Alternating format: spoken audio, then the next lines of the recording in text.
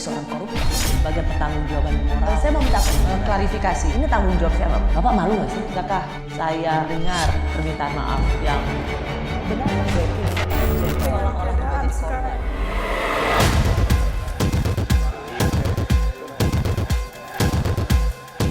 Polisi bersama itu lainnya juga akan bekerja keras mensukseskan Ibu Khofifah dan Mas Emil ini. Ibu Khofifah dan Mas Emil di Jawa Timur, kita juga ingin melanjutkan. Pasangan ini pasangan yang sangat ideal. Ini adalah yang terbaik. Untuk melanjutkan kerjanya di Provinsi Jawa Timur.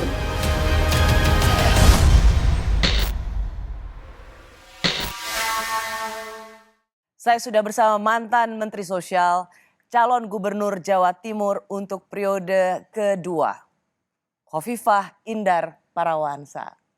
Mbak Khof, terima Apa kasih. kabar? Aku yang makasih Mbak Rosi. Sudah bela-belain ke program Rosi. Yap. Apa kabar Mbak Khof? Alhamdulillah baik. Saya dengar baru sakit. Iya, kayaknya ada infeksi di tenggorokan, jadi sempat ICU juga. Sempat ICU. 2 hari lalu udah keluar rumah sakit. Wah, Ini belain Mbak Rosi, aku ke Jakarta.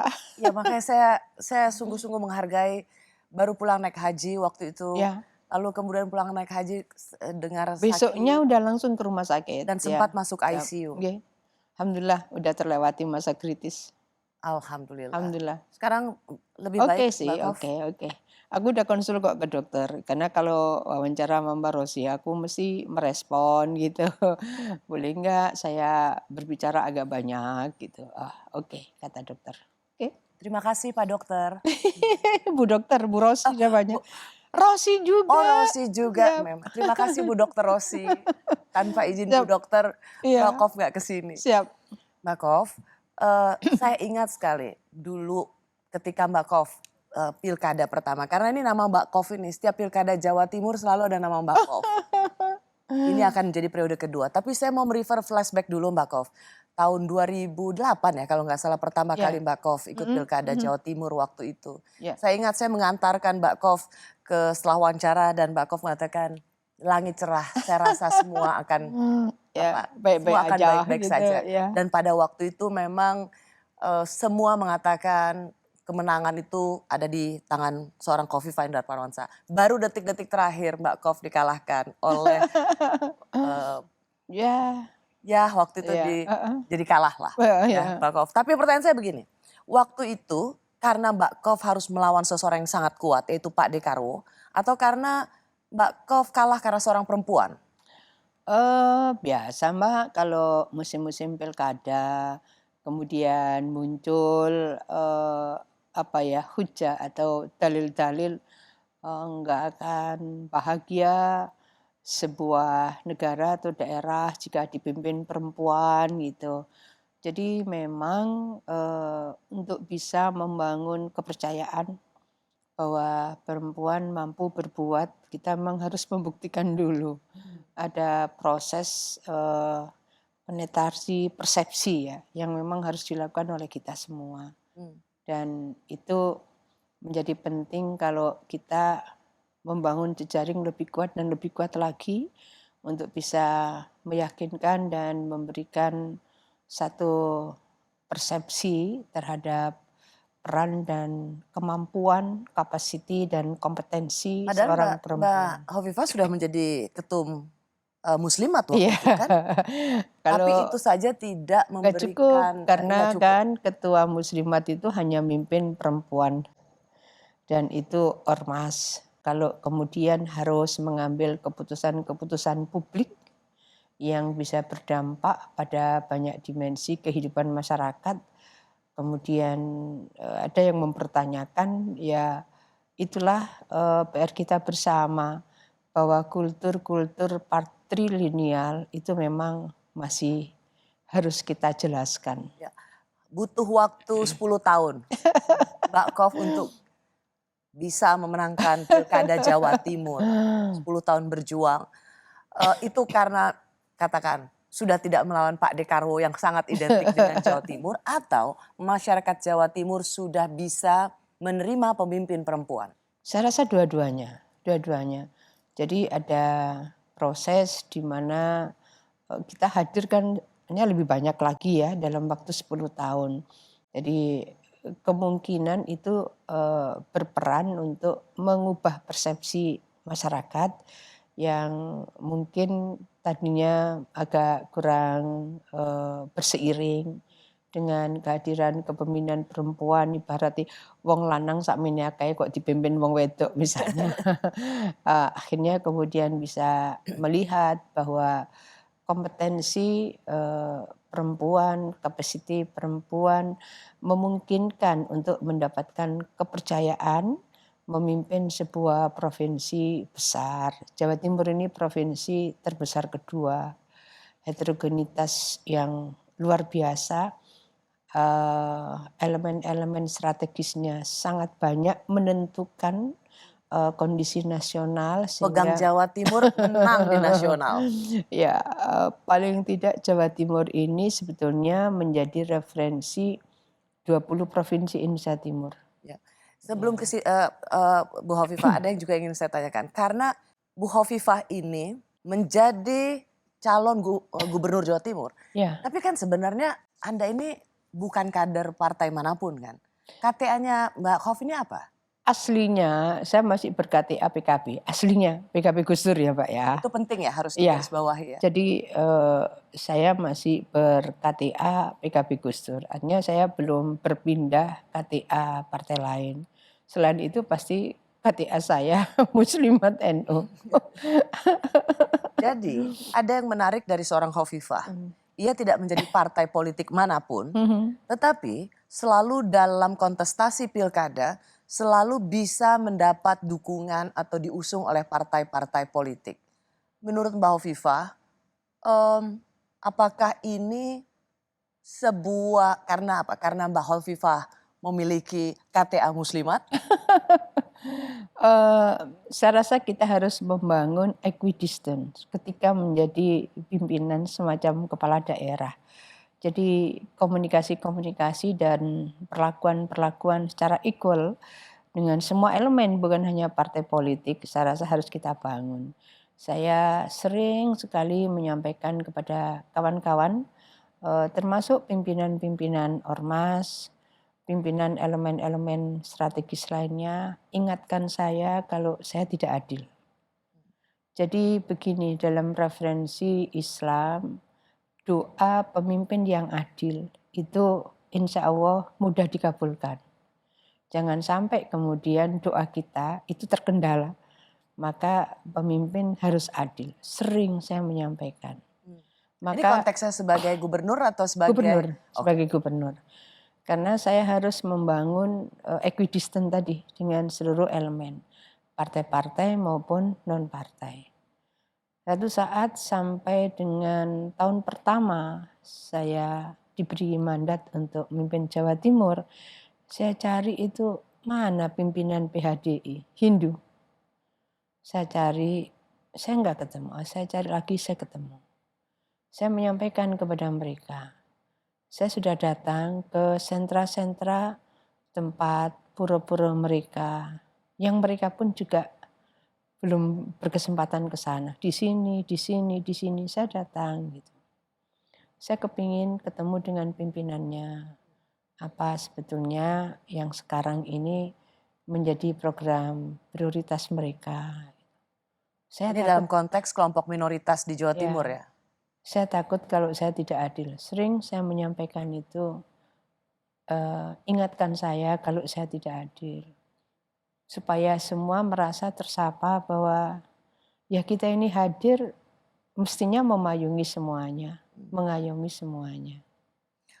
Apa rahasianya seorang Hovifah Indar Parawansa yang tidak berpartai dimanapun, tapi bisa diusung oleh Partai Demokrat yang mana waktu itu ketumnya Pak SBY, lalu kemudian diusung oleh Gerindra yang partainya Pak Prabowo.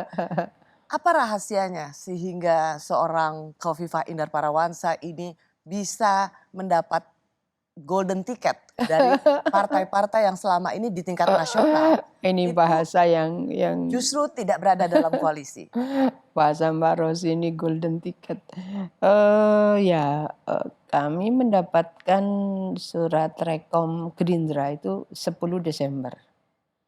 Jadi memang Desember itu udah Gerindra, Demokrat, PAN, kemudian Golkar itu sudah turun surat rekom di bulan Desember.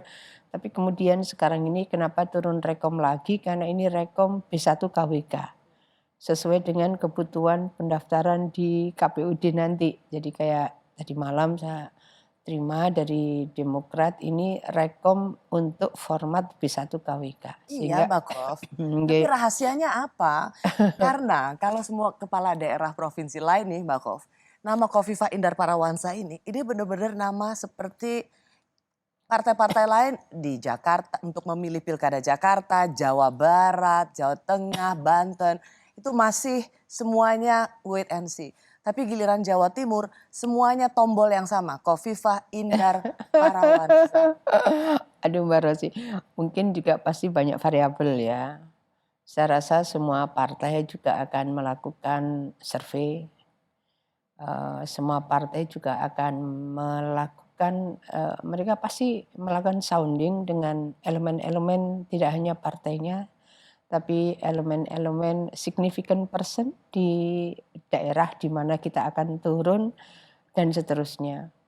Saya rasa kita membangun komunikasi dan pengabdian yang berjalan ini kan secara kumulatif ya, secara kumulatif. Lepas itu alhamdulillah berbagai perjalanan kami ketika mendapat mandat di Jawa Timur, alhamdulillah capaian kami cukup, mungkin saya agak berlebih, cukup prestigious. Jadi kalau ada mungkin penghargaan, saya tidak menghitung penghargaan itu sebagai sebuah tujuan, tapi paling tidak penghargaan itu adalah indikator di mana capaian-capaian kita memang dinilai oleh tim-tim independen dari berbagai elemen dalam dan luar negeri. Sampai dengan 13 Februari di mana kami mengakhiri jabatan pada periode pertama itu ada 738. Mbak Kof, apakah merasa untuk pilkada periode kedua atau untuk menjadi gubernur Jawa Timur periode kedua Mbak Hof sekarang sudah merasa di atas angin? Kita tidak, saya tidak pada posisi terlampau, kita biasa-biasa aja sih. Jadi ada proses yang memang kami rasa kenapa saya ingin running pada periode kedua. Ada proses-proses yang harus kita lanjutkan yang sekarang ini sudah masuk pada tahapan awal. Jadi misalnya begini, beberapa masih di sini saya, industri manufaktur. Oktober yang lalu Pak Jokowi meluncurkan target industri manufaktur Indonesia 2045 itu 30%, 2045. Jawa Timur per Mei kemarin sudah 35. Jadi target nasional 30% di 2045, Jawa Timur ini sudah 35%. Sangat jauh melampaui target nasional. Yang kita lakukan 3 tahun lalu, jadi bukan BIM salah BIM ini. Ini kalau nanti jadi, kan kita sudah dikasih tahu ini kira-kira operasional pertama itu sudah dimulai bulan Februari 2024 gitu. Artinya kan gini, Mbak Kof, maaf saya potong, karena didukung oleh banyak sekali partai politik, memang semuanya rata-rata mayoritas Koalisi Indonesia Maju, dan kemudian Mbak Kof baru saja menceritakan pencapaiannya. Jadi pertanyaan saya untuk bagian berikutnya, siapa berani lawan Khofifah? Saya masih bersama mantan Gubernur Jawa Timur, Khofifah Indar Parawansa. Dulu di sidang umum MPR tahun 98, Khofifah adalah seorang politisi berusia termuda menyampaikan pidato kritik keras pada rezim Orde Baru. Kini ia siap bertanding di laga Pilkada Jawa Timur untuk yang kedua kalinya. Masih ingat? Ingat, sesama orang lama. Siap. Dari tahun 92 sudah di DPR dulu Iya. P3. Ya, Saya mau tanya dulu, sebenarnya yang membesarkan nama seorang Khofifah Indar Parawansa adalah P3. ya. Tapi P3 tidak ada lagi di Sedih saya, Parlemen sedih Nasional. sekali. Ya. Sebagai yang pernah dibesarkan oleh P3, apa yang dirasakan oleh Khofifah Indar Parawansa? Saya berharap bahwa masih ada semangat dari tim P3 untuk berjuang kembali 5 tahun ke depan supaya bisa memenuhi parliamentary threshold. Ya. Mbak Khofifah kan belum menentukan pilihan mau partai kemana. Ya. Kenapa tidak segera menentukan saya akan ber-KTA partai tentu? Saya percaya pasti partai A, B, C sudah menawarkan seorang Khofifah Indar Parawansa untuk jadi kadernya. Iya juga sih sudah ada. Saya merasa saya bisa lebih memberikan nuansa sebagai payung ya, payung semuanya gitu. Sehingga tadi saya menyebut equidistant, saya bisa menjaga jarak yang sama dengan tetap melihat bahwa pilar demokrasi ini partai-partai mereka harus tetap tumbuh berkembang, memberikan referensi bagi proses pembangunan dan integrasi bangsa itu harus. Jadi sebenarnya kalau dibilang Khofifah Indar Parawansa ini ya, jomblo partai politik. Mbak Rosi banyak sekali terminologi keren-keren. Ada Tapi ini golden jomblo ticket. yang paling banyak dipinang. Pak Yusuf Kalla pada tahun 2000 menjelang Pilpres tahun lalu mengatakan bahwa nama yang paling sering diusulkan untuk menjadi calon wakil presiden 3 capres yaitu Pak Prabowo, Pak Ganjar, Pak Anies itu adalah nama seorang Khofifah Indar Parawansa. Mengapa seorang Khofifah bergeming terhadap tawaran calon wakil presiden waktu itu? Kepala daerah lebih punya banyak peran. Policy making proses itu banyak sekali bisa dilakukan oleh kepala daerah. Kenapa nggak mau naik kelas dari kepala daerah menjadi Oh Mbak pemimpin Rosi, nasional? Jawa Timur itu sesuatu banget. Ini bukan apa ya, jadi provinsi lain sama perannya. Tapi bahwa saya sering menyebut Jawa Timur adalah center of gravity bagi I know, Mbak. Indonesia. Tapi saya merasa Itu bahwa sesuatu banget. itu sesuatu yang normal kalau orang mau naik kelas dari kepala daerah ke pimpinan Iya, iya, nasional. iya, iya. Bahkan saya tahu Pak Kiai Agil Sirat dalam pidatonya mengatakan kalau nggak salah di Harlah NU, Mbak Khofifah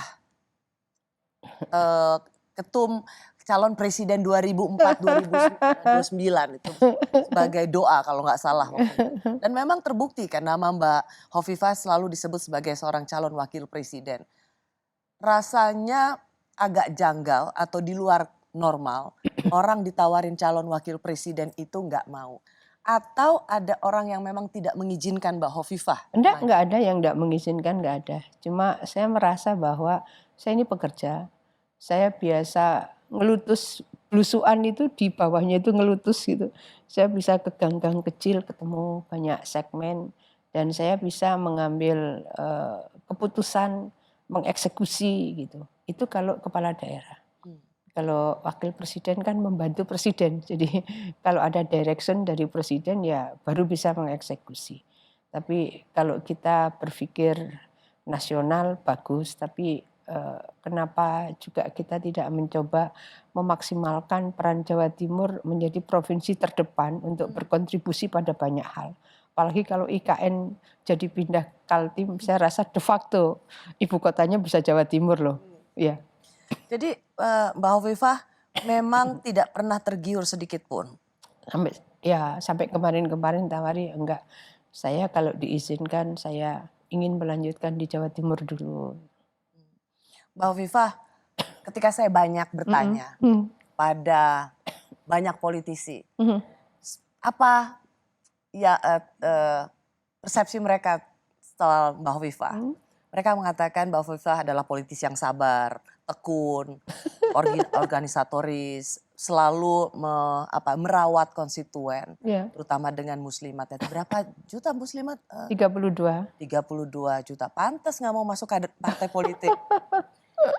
Tapi ada kalimat seperti ini, Mbak Khofifah Indar Parawansa itu adalah selalu memegang slogan nderek Pak Jokowi. Seberapa benar kalimat ini untuk seorang Sebetulnya Mbak Khof? pada posisi kemarin itu ya karena kita ini menjadi bagian perpanjangan tangan pemerintah pusat. Jangan lupa gubernur itu perpanjangan tangan pemerintah pusat. Jadi seyogianya kebijakan-kebijakan nasional itu menjadi bagian yang ikut menginspirasi program-program di daerah. Makanya ada RPJMN, ada RPJMD, ada RKP, ada RKPD. Supaya nendang program itu. Tapi Pak Jokowi relatif sering mengundang kami diskusi. Dan saya biasa terbuka menyampaikan hal-hal yang memang perlu mendapatkan kritisi atau evaluasi dari pemerintah itu. Pak Jokowi sangat terbuka menerima masukan-masukan. Jadi artinya tidak berarti kemudian semua yes sir, enggak. Tapi kan ada cara untuk membangun komunikasi, tidak harus terbuka. Oh yang ini sebaiknya begini. Beliau sangat terbuka untuk menerima masukan itu. Ya. Ya. Jadi Mbak Hof, kalau misalnya bicara, Mbak Hof kan pernah menjadi menterinya Pak Jokowi.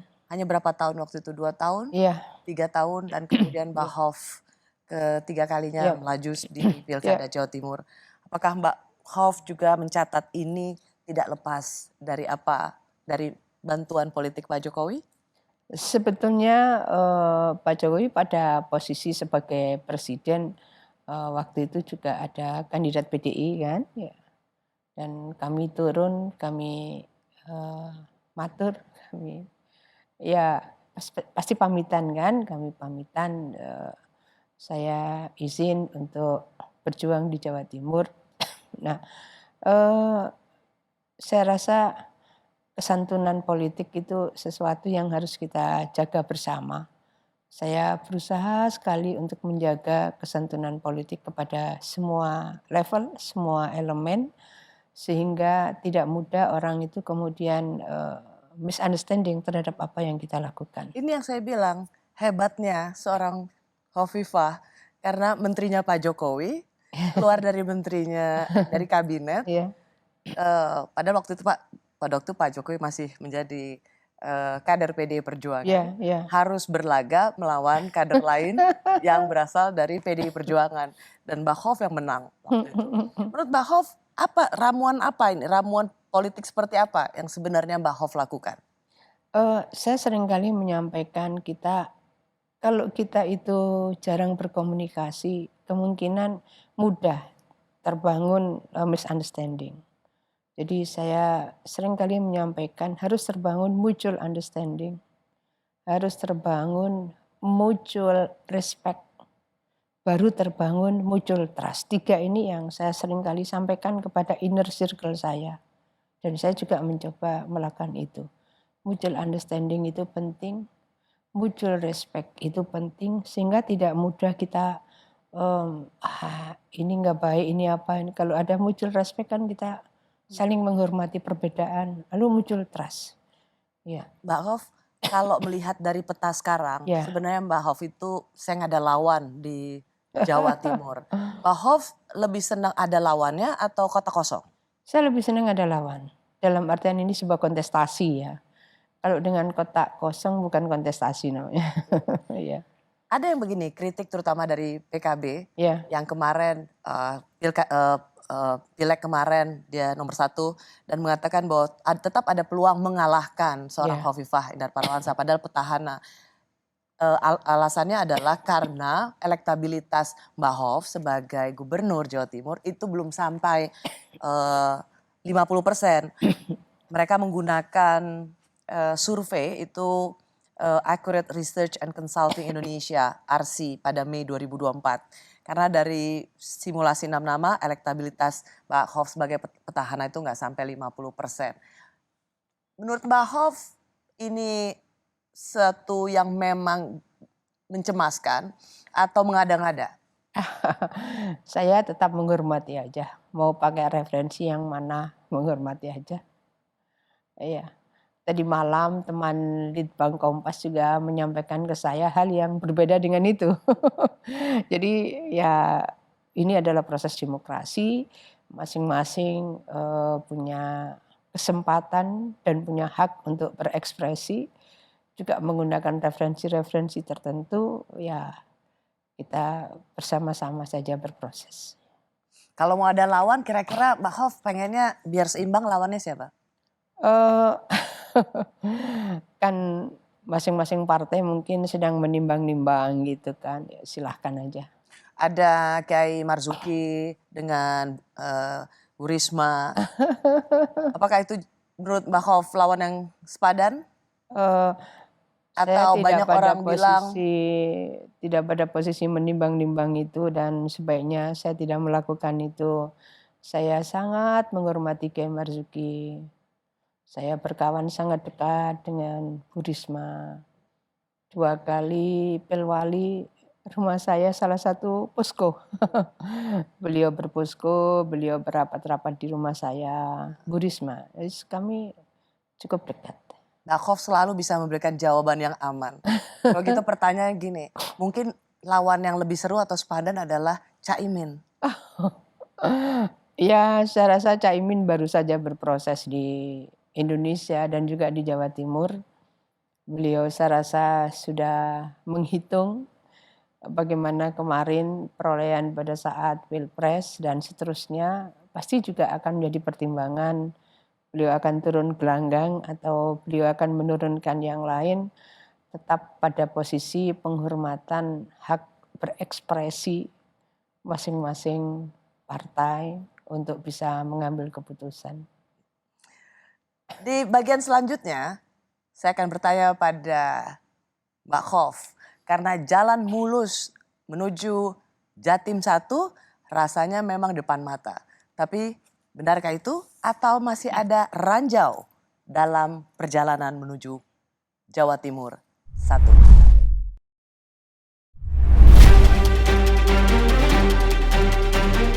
Untuk membantu mendukung data jika dibutuhkan oleh KPK. Yang terkonfirmasi di ruang gubernur tidak ada dokumen yang dibawa.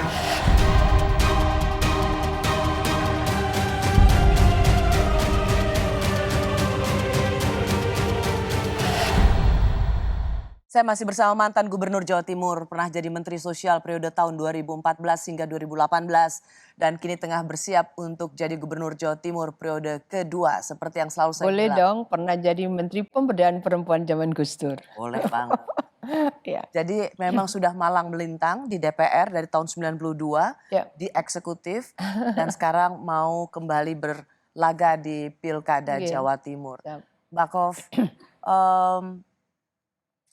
ada soal penangkapan OTT KPK dan itu juga melibatkan Wakil Ketua DPRD. Lalu ada berita soal kantor gubernur digeledah, kantornya Mas Emil juga digeledah. Ada isu atau kasus korupsi yang kemudian selalu dilekatkan dengan Gubernur Jawa Timur pada saat Mbak Hof. Menurut Mbak Hof, apakah ini sesuatu yang menjadi bom waktu yang bisa diledakkan kapan saja? Enggak sih, kalau menurut saya justru ini akan menjadi pertimbangan secara nasional. Karena itu kan kaitannya hibah. Hibah daerah itu terjadi di semua provinsi, semua kabupaten kota. Jadi ketika saya berproses, persiapan kan transisinya ada 8 bulanan ya. Saya konsultasi kepada Pak Dikarwo, saya konsultasi kepada Pak Imam. Banyak hal yang kami konsultasi termasuk diantaranya dana hibah. Pak D kemudian menyebut ada kok Mbak kontrak tanda tangan namanya NPHD. Jadi ada perjanjian hibah daerah. Ya. Dijelaskan dulu Mbak Hof, NPHD adalah? Iya, norma perjanjian hibah daerah. Dan itu ditandatangani oleh penerima hibah.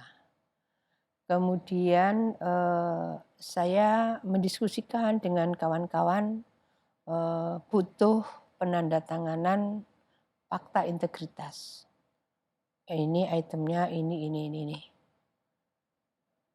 Masih lagi kami minta fatwa ke kejaksaan. Itu tahun ketiga. kita minta ada tanggung jawab mutlak. Jadi ada NPHD, ada fakta integritas, ada tanggung jawab mutlak. Di dalam diktum tanggung jawab mutlak itu bahwa penerima hibah itu bukan aspirator ya, mereka yang terima hibah itu mereka berjanji untuk melaksanakan sesuai dengan proposal yang masuk, nilainya, speknya, dan siap mengembalikan jika tidak sesuai spek dan siap menanggung risiko hukum. Jadi sudah 3 lapis itu, sudah 3 lapis. Jadi pada dasarnya kalau referensi dari norma secara administratif ini terpenuhi, ya mestinya semua akan sesuai dengan apa yang diusulkan. Misalnya dia mengusulkan bikin kegiatan, dia mengusulkan kegiatannya itu bisa infrastruktur, bisa apa. Kemudian ada perjanjian-perjanjian itu, dan kemudian 2 tahun terakhir mereka harus ngupload sendiri di dalam sistem yang sudah terkoneksi antara Kemendagri, Kementerian Keuangan. Itu yang ngupload mereka. Oke. Iya. Secara administrasi, secara birokrasi, Mbak Kof sebagai gubernur penguasa anggaran Sudah berlapis-lapis. termasuk Mbak Kof mengatakan dalam periode Mbak Kof ditambahkan satu lagi fakta integritas. Tetapi orang selalu mengaitkan Mbak Kof itu tersandera dengan kasus dana hibah DPRD. Apa Enggak sih, klarifikasi, insya Allah enggak, insya Allah tidak. Jadi perangkat-perangkat administratif yang ada itu sudah memberikan pagar sebetulnya bahwa penerima hibah itu bertanggung jawab, ada tanggung jawab mutlak tadi. Dan kemudian mereka ngupload sendiri di dalam sistem informasi pembangunan daerah. SIPD ini adanya di Kemendagri, jadi bukan di Pemprov. Ya.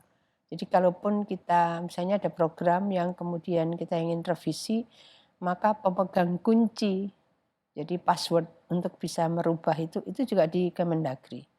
Jadi semua proses sebetulnya sudah di Kemendagri, sudah terkoneksi dengan Kementerian Keuangan juga. Kenapa saya tanyakan ini, Mbak Kof?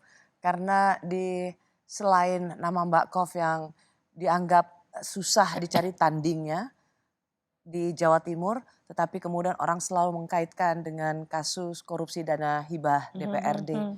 Dan Mbak Hof, apakah Mbak Hof merasa bahwa ini bisa akan selalu dipakai untuk tadi yang selalu dikaitkan orang, Mbak Hof ini sebenarnya tersandera oleh satu kasus korupsi?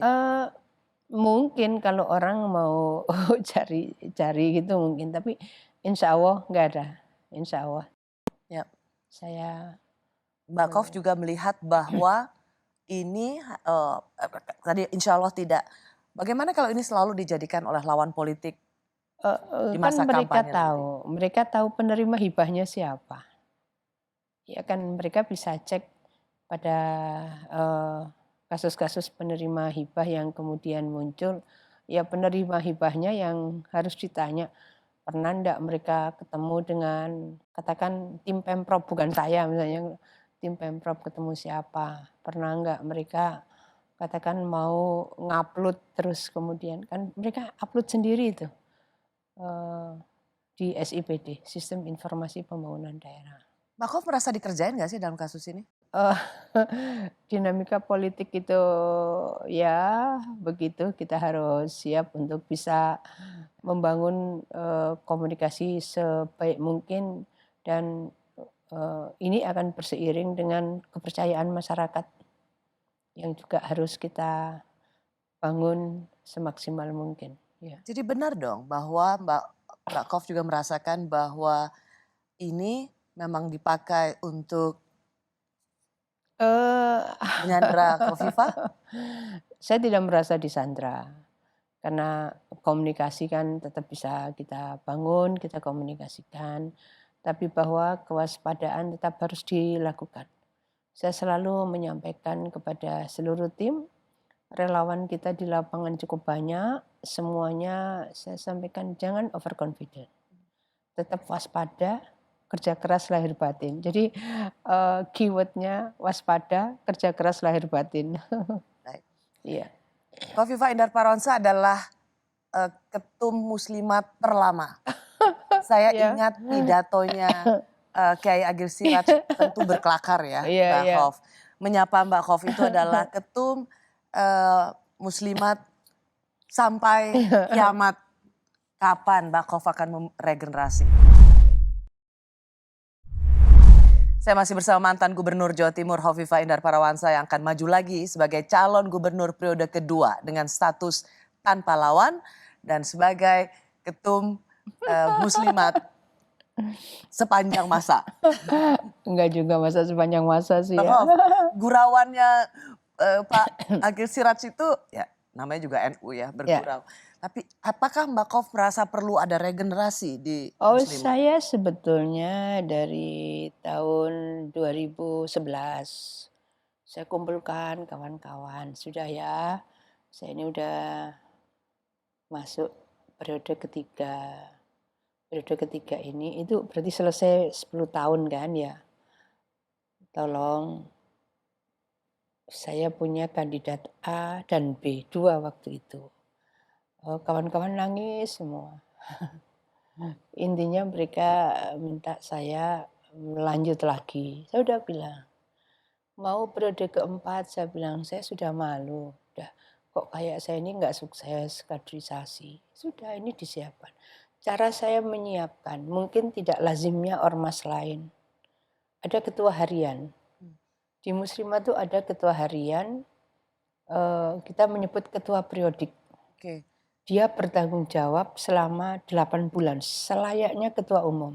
Ya, hanya memang kan muslimat tetap saja brandingnya Mbak Khof. Nah, Muslimat adalah Khofifah, Khofifah adalah muslimat. akhirnya Maaf Mbak Khof, orang bilang begini, ya jelas Mbak Khofifah tidak akan mau meninggalkan atau memberikan enggak jabatan salah itu muslimat Mbak karena Rosli. itu tiket politik yang sangat Enggak, mahal. salah. Jadi saya waktu itu izin kepada ketum PBNU dengan 7 orang saya ajak. Kemudian Gus Yahya ini sudah.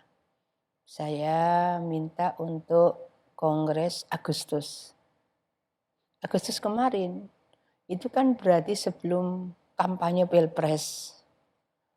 Saya minta untuk Agustus saya mau kongres. Kemudian PBNU memberikan surat kongresnya akhir 2024 gitu. Jadi saya sebetulnya minta Agustus 23. Agustus 23. Tapi kemudian diminta kongresnya akhir 24. Jadi melampaui 1,5 tahun. Jadi tidak benar kalau dibilang saya. Jadi Kongres 2024 ini akhir apakah ini ya, saya sebuah sudah tanda-tanda menyampaikan, regenerasi muslimat Mbak Khof? saya sudah menyampaikan, ayolah kawan-kawan siapa yang bersiap gitu. Saya sebenarnya dari periode ketiga itu saya sudah mau ketiga. Ayo siapa, sudah saya komunikasikan. Jadi tidak benar kalau saya mau ngekepin muslimat untuk bahkan tujuan politik. kita sowan dan dari PBNU itu surat resmi tanda tangan Rois Am, Katib Am, Ketua Umum PBNU, Sekjen PBNU diminta kongresnya akhir 24 gitu. Mbak Khof, kalau sudah selesai dengan muslimat, ada gagasan juga. Kan selalu mengatakan PKB Gus Dur. Ada yang mendorong Mbak Khof untuk menjadi ketum PKB? Ini kalau Mas Imin dengar bisa heboh ini. Tapi kan suara-suara itu ada. Bahwa saya sebenarnya berKTP PKB zaman Gus Dur, itu iya. Dinamika politik ini kadang fluktuatif, kadang unpredictable gitu. Bahwa seyogyanya memang ditata ulang bagaimana politik di internal PKB itu bisa memberikan ruang dan pengakuan terhadap Gus Dur sebagai salah satu pendiri PKB. Deklaratornya kan 4 waktu itu. Ini sejarah perpolitikan di PKB saya rasa masih banyak yang menjadi saksi hidup bagaimana sesungguhnya seorang Gus Dur menginisiasi lahirnya partai ini untuk menjaga bangsa dan negara melalui pendekatan politik Ya. dengan komunitas. Banyak sudah suara-suara mendorong Mbak Hovifah untuk menjadi ketua umum PKB. Jadi pertanyaan saya, belum Mbak Hof berpikir ke sana. mau nggak? Mau terima nggak itu? Kita belum berpikir ke sana, Mbak Rosi, karena nanti mungkin kalau selesai tugas di Muslimat barangkali kita akan melihat bagaimana possibility-nya ya. Kira-kira begitu. Kenapa Mbak? Kenapa Mbak Hovifah tidak melihat tawaran ini sebagai satu langkah politik baru? Dinamika politik di PKB saya rasa juga harus bisa menjadi referensi untuk melihat bahwa tatanan stabilitas politik nasional ini tetap harus dikedepankan. Kekuatan PKB di parlemen juga harus dilihat, kekuatan PKB di daerah-daerah mayoritas seperti Jawa Timur dan Jawa Tengah juga cukup besar, itu juga harus dilihat. Jadi saya rasa mengedepankan kepentingan membangun stabilitas politik nasional maupun regional ini harus menjadi satu kesatuan. Jadi tidak asal apa itu ya. Karena biasanya kalau soal langkah politik, saya tanya soal Jawa Timur jelas ini destinasi politik saya. Beberapa pertanyaan soal destinasi politik Mbak Hof begitu menjawab dengan sangat lantang karena jelas tujuannya. Kalau soal ajakan atau dorongan menjadi ketum PKB kok sepertinya abu-abu Mbak Hof? Ya karena saya masih ketua Muslimat, jadi kalau ketua Muslimat kan mesti menjaga. Jadi apa? Ya netralitas ketua umum badan otonom itu masih melarang untuk merangkap pimpinan partai di semua level. Berarti udah on schedule dong nih. Desember 2024 dan kemudian ada langkah politik berikutnya. Kita lihatlah dinamika ke depan. Baik, Mbak Hovifah Indar Parawansa, terima kasih. Terima kasih Mbak Rosi. Sudah berbagi pandangan politik, pengalaman, dan saya mengucapkan terima kasih. Saya tahu Mbak Hof belum begitu sehat, tapi sudah ini bikin sehat ini. Iya. Apalagi ketika ditanya mau jadi ketua umum PKB ya. Terima kasih ya Mbak Hof, sehat selalu. Siap. Thank you Terima Mbak Hof. kasih. Terima kasih juga bagi Anda yang menyaksikan Rosi. Sampai jumpa, tetaplah di Kompas TV, independen terpercaya.